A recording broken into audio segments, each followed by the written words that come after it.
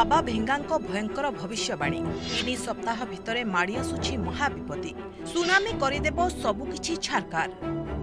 अनेक भविष्यवक्ता अछंती जहांकर भविष्यवाणी किछि सत होइछि तो किछि होइनी। से बुल्गेरियार बाबा भेंगा हुअन्तु कि फरासी दार्शनिक नास्ट्रोडम्स हुअन्तु सेमिति आउ जड़े हेउछंती जापानर प्रसिद्ध मांगा कलाकार रियो तात्सुकी। से नुआ बाबा भेंगा नारे परिचित। तांकर अनेक भविष्यवाणी होइछि सत। एबे तांकर आउ एक भविष्यवाणी समग्र एशिया सृष्टि करिछि भय। तांको द्वारा करा जाउथिबा भविष्यवाणी जापान और एशियार किछि अंशरे व्यापक चिंता बढ़ाइछि। फଳରେ जून शेष और जुलाई आरंभ मध्य हांगकांग जापान को विमान बुकिंग रे ह्रास घटी 83%। रियो तात्सुकी कोविड-19 महामारी भविष्यवाणी करथिले। एबे से मंगा बुक दि फ्यूचर आई सरे दाबी करिसंती 5 जुलाई 2025 रे जापान एक महाविपर्यय आसिबो। तांकर भविष्यवाणी रे कुहा जाइछि जे जापान और फिलिपाइन्स मध्य समुद्र तले एक फाट सृष्टि हेबो।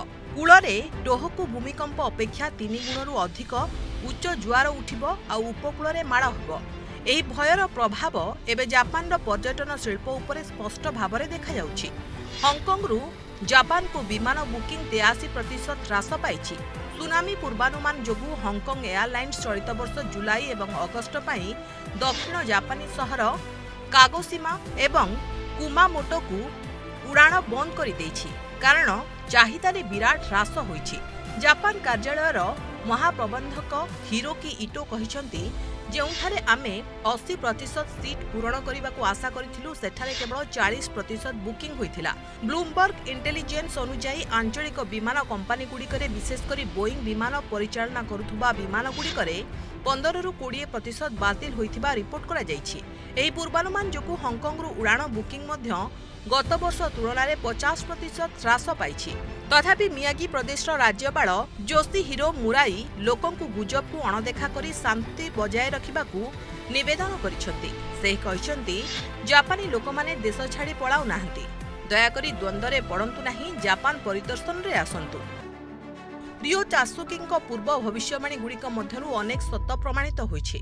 2011 टोहोकु सुनामी, राजकुमारी डायनाଙ୍କ मृत्यु, फ्रेडी मर्क्यूरीଙ୍କ मृत्यु एवं कोविड-19 महामारी भली तांकर भविष्यवाणी सत होई सारिछि।